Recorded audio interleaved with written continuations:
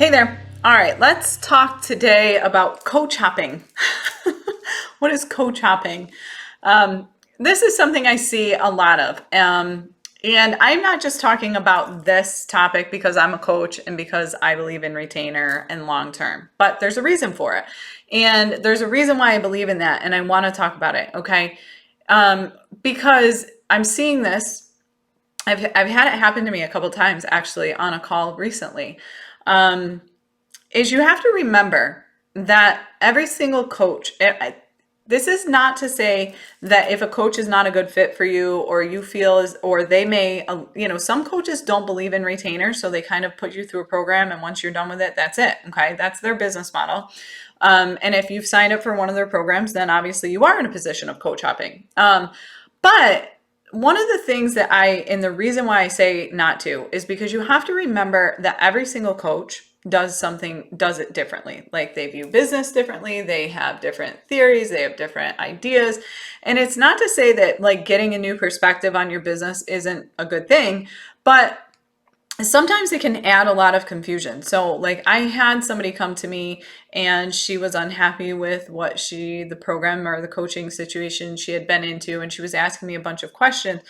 And I'll be honest, I didn't take her on as a client. And the reason for that was not because she was coach hopping, which, in a sense, she was unhappy, so I understood it. But the reality is that what she had learned from this previous coach was so polar opposite of what I teach.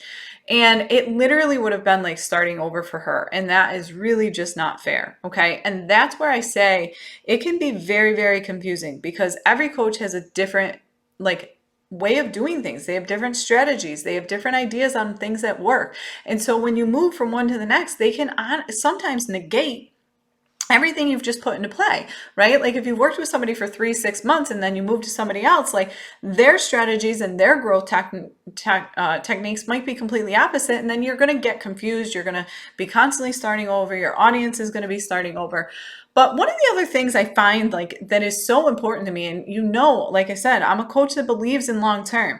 I mean, I'm moving into 2022, working with clients that going on their third year with me, some of them going on their fourth year, fifth year. I mean, and the reason why this is working, and I will be honest with you, is because here's what happens is that the more you work with somebody, the more they know about your business, the more they know about your company, your clients and everything else. Like it's so important to me as a coach to be able to work with you. I want to be able to grow with you. I want to be able to say, hey, look, we've already tried that. We've been down that road. Or, hey, you know what? I think it's time to do this.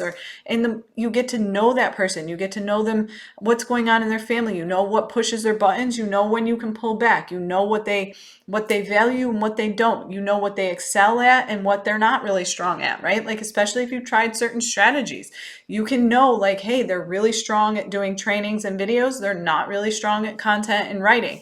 So you can look at those strategies and then you can double down on them. And the more you know, the more you can double down and your coach can give you a different push. And that's why I say that coach hopping is not necessarily a good thing, because really, truly, if they are in your corner and they are trying to help you grow, they are constantly growing. They are constantly learning the new strategies for you. So you don't have to learn them, right? Like you don't have to go to a new coach. They're going to the new coach. They're learning the new strategies. They're staying on top of all the trends and all the market data. Like that's important to me. Like I want to make sure that I try something before I tell any of my clients to do it. So I just don't really truly believe in this coach hopping thing, because yes, it's great to get a fresh perspective, but you also have to understand too, like one of the things that's, when people work with me is like, I have those coaches that I can reach out to and say, hey, by the way, what do you think about this? I have the marketing strategist, the brand strategist, all those people I collaborate with all the time. So like I said, my clients don't need to coach hop because I've got all those people in my back corner with me.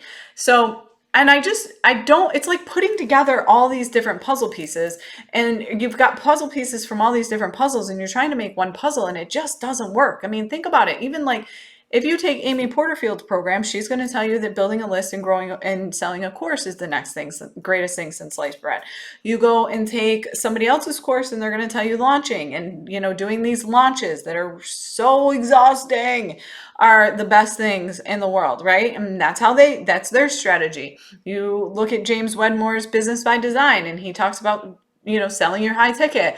You talk to somebody else, they talk about memberships. I mean, like I always say, every business model works. You cannot implement them all at the same time, and you also have to know and play to your strengths, right? Those business models, if they are not in your strengths, are not going to work. And working with a coach that can really get to know and learn and grow with you and knows your strengths and can point those out and can say, listen, here's all the things that you don't enjoy doing, and here's all the things that this business model requires. Like, do you want to make the change or not? Because like that's part of working with somebody long term, right? Like they have this data. They're not starting over. They're not trying to understand. They know what you did a year ago. They know how it went. They went through it all with you. They know what worked and what didn't. So that's just the way I feel about it. All right. And so I'm not saying, but I've talked to a lot of people and they say like when they find that coach, they stick with them. And I am 100% true believer in that, whether it's me, whether it's somebody else, it doesn't matter. I personally believe in that, that I thrive on it. When it's near and dear to my heart. I don't like to take, I'll take on new clients. It's fun and exciting and everybody loves it. But what lights me up more is working with my clients that I've worked with forever, knowing on the phone, I'm going to get on the phone with them. I'm going to get those updates. I know exactly what we're talking about. I mean, even for example, like I just worked with a client. I was like, you know what? I know you're frustrated. You've kind of lost your mojo. You're not feeling it. I got an idea. I have an idea that I think is going to bring your mojo back. I have an idea on how we can reposition this entire offer. And it lights things up, right? Because I've seen it. I've seen it firsthand. So don't coach hop. Don't coach hop unless you're truly, truly unhappy. All right. But if somebody it's working, you've got to give coaches time too. That's the other thing. I think people coach hop too soon. Like give somebody time. If you've not worked with a coach for at least 6 months, then you have no business shopping for another one unless it is an absolute disaster of a fit. But if it's working and you're not seeing the results, that's not 100% on the coach. Okay. Things take time. Business is built on momentum. All right. And so a coach is not going to work miracles overnight. And so that's another huge reason why I firmly believe in long term is because the results and momentum are built as you move forward and as you build on time. That does not happen overnight. Okay. So please, please, please stop with the coach hopping. Find a coach, do your research, and stick with them. All right. Stick with them if it's possible because they have your best interests in mind. If they're a good coach, they're always looking out for you. They're always looking out for new ways that they can innovate and help you grow. And, they are learning. A good coach is constantly learning too. So they're constantly bringing something new to the table. They're watching those trends. And so you don't need to be going from next guru to guru to guru. It's just going to confuse you. And quite honestly, it doesn't grow your business. It slows it. All right. So I love you, but stop with coach hopping. All right. I'll talk to you soon.